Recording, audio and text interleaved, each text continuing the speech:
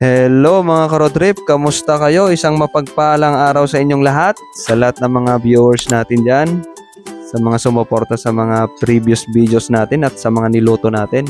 Eto pala tayo ngayon, hindi ulam ang ating lulutuin, kundi dessert. Ito po yung pagkatapos natin kumain, na umay tayo sa mga pagkain ng mga kinain natin, sa mga ulam natin mga ka-road trip. Gagawa tayo ng white salad. Bakit pala white salad ito? Kasi lahat ng ingredients ay white. So ito lang yung hindi masyadong white mga ka-road trip, itong cheese.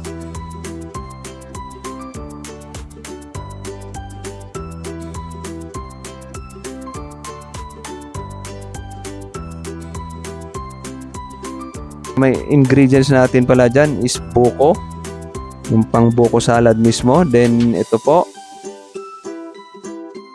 yung isa, yung gulaman or gelatin. Ginawa muna natin dyan, niluto muna natin. Then nung pinatigas natin ng konti, nilagay natin sa rep bago natin kinayod. Then nilagyan rin natin yan ng cream. Ito po yung cream natin, dalawa lang po yan. So konti lang naman po yung ating gagawin. Ito po, pakadali lang po gawin yan, imimix lang po yan lahat. O tingnan nyo, puting puti po. Ayan. So ito, naluto ko na dati to, nagawa ko na pala mga ka-road trip. Ito gagawin natin ulit kasi nagki-crave tayo, gusto natin ng dessert. Ito, sinong mga may paborito dyan ng salad, panoorin nyo ito. So ito, nilagyan ko rin ng condense, pero isang condense lang po yan para tama lang ang tamis. Hindi rin maganda kung sobrang tamis. Maganda ng tama lang ang tamis, ay hindi ito nakaumay. So ayan na, imimix na natin ang mga ingredients. Ito po, unang mix po dyan is yung nilagay natin na gulaman kanina, na kinayod na rin natin na parang buko. Ito na po, nilagay ko na rin yung buko salad, yung buko na ingredients niya. Then yung mga kinat natin na mga cheese, ihahalo na natin lahat yan. Then itong kaong, ayan po mga ka-road trip, yung kaong. So ito na, haluin na natin. Napakabilis lang gawin ito.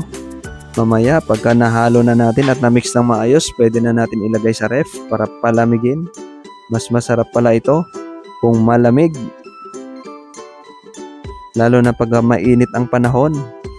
Pwede itong pampalamig. So ito, yan, i-mix mo lang yan. I-mix lang ng maayos para pantay yung lasa. Walang part na mas matamis. Okay, ayan no.